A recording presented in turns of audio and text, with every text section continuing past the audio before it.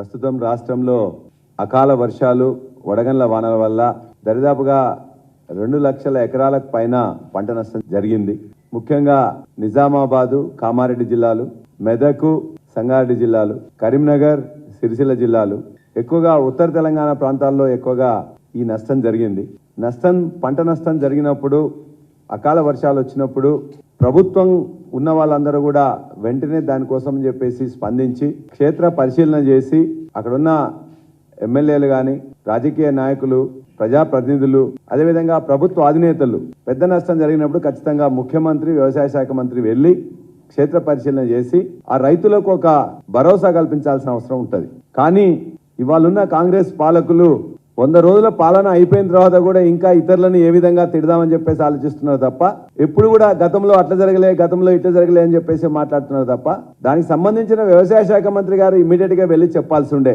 వారు వెళ్లకుండానే వారికి ఏదో సమాచారము కాంగ్రెస్ పార్టీ అబద్ధాల పునాదుల మీద ఏ విధంగానైతే ప్రభుత్వంలోకి వచ్చిందో అదే అబద్ధాలు ఇంకా కొనసాగిస్తా ఉన్నారు, మాట్లాడుతూ ఉన్నారు. వారు దరిదాపుగా 40 ఏళ్ల సుదీర్ఘ అనుభవం ఉన్న రాజకీయ నాయకుడు. గతంలో వ్యవసాయ శాఖ మంత్రిగా చేయకుండా వ్యవసాయం మీద మక్కువతో ఉండేవారు. ఇవాళ వ్యవసాయ శాఖ మంత్రి అయిన తర్వాత గత 4 నెలలుగా ఎలక్షన్లో ఏదైతే అబద్ధాలు మొదలు పెట్టినరో ఆ అబద్ధాల పరంపర ఇంకా కొనసాగిస్తున్నారు వ్యవసాయ శాఖ మంత్రులు తుమ్మల నాగేశ్వరరావు గారు. చాలా దురదృష్టం. వారు చేయాల్సిన పని చేయకుండా గతంలో అకాల వర్షాలు కానీ, తుఫాను కానీ బీభత్సం జరిగితే దానికోసం గత ప్రభుత్వాలు అంచనా వేయలేదని, జీవోలు ఇయ్యలేదని, మేము మాత్రమే 10,000 ఇస్తామని చెప్పి అన్ని పచ్చి అబద్ధాలు మాట్లాడుతూ ఉన్నారు. వారందరికీ మీరు మమ్మల్ని తిట్టదలుచుకుంటే తిట్టండి, కానీ చేసిన పనులను కూడా మరలా నాలుక తిరగవేసి మడత వేసి మాట్లాడడం సరైనది కాదు. మీకు శోభనివ్వదు. 40 సంవత్సరాల అనుభవం ఉన్న మీరు, 10 సంవత్సరంలో ప్రభుత్వంలో భాగస్వామిగా ఉన్న మీరు, ఆనాడు చేసిన పనులను గొప్పగా మెచ్చుకున్న మీరు, ఇవాళ గత ప్రభుత్వం ఏం చేయలేదని చెప్పేసి ఇక్కడ పంట నష్టం జరిగిన, లేకపోతే అకాల వర్షాల వల్ల నష్టం జరిగిన వాళ్లకు చేయూతనియాల్సింది పోయి, ఆసరా ఇవ్వాల్సింది పోయి, ఇలా భరోసా ఇవ్వాల్సింది పోయి గత ప్రభుత్వం అట్లా చేయలేదు, ఇట్లా చేయలేదని మాట్లాడడం అనేది కరెక్ట్ కాదు.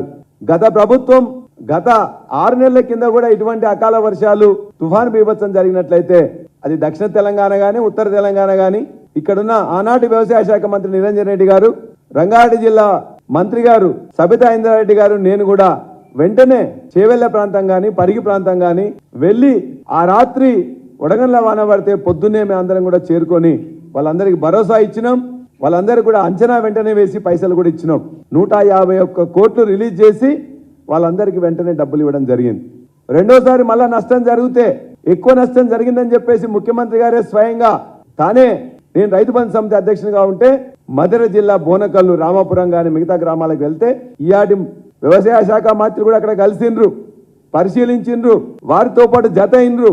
అక్కడి నుంచే ఒక మధుర నియోజకవర్గమే కాదు, ఖమ్మం జిల్లాలో ఉన్న మిగతా ప్రాంతాలు కానీ, అదేవిధంగా మహబూబాబాద్ జిల్లాలోని తొర్రూరు ప్రాంతం కానీ, వరంగల్ జిల్లాలోని నర్సంపేట ప్రాంతం కానీ, కరీంనగర్ జిల్లాలోని చొప్పదండి ప్రాంతం కానీ, ఇవన్నీ కూడా ఆనాటి ముఖ్యమంత్రి కేసీఆర్ గారితో ఈనాటి వ్యవసాయ శాఖ మంత్రి తుమ్మల నాగేశ్వరరావు గారు పరిశీలించి ఆ తర్వాత ఇక్కడికి వచ్చి దాని మీద మాట్లాడి ఒక నిర్ణయం తీసుకోవడం జరిగింది.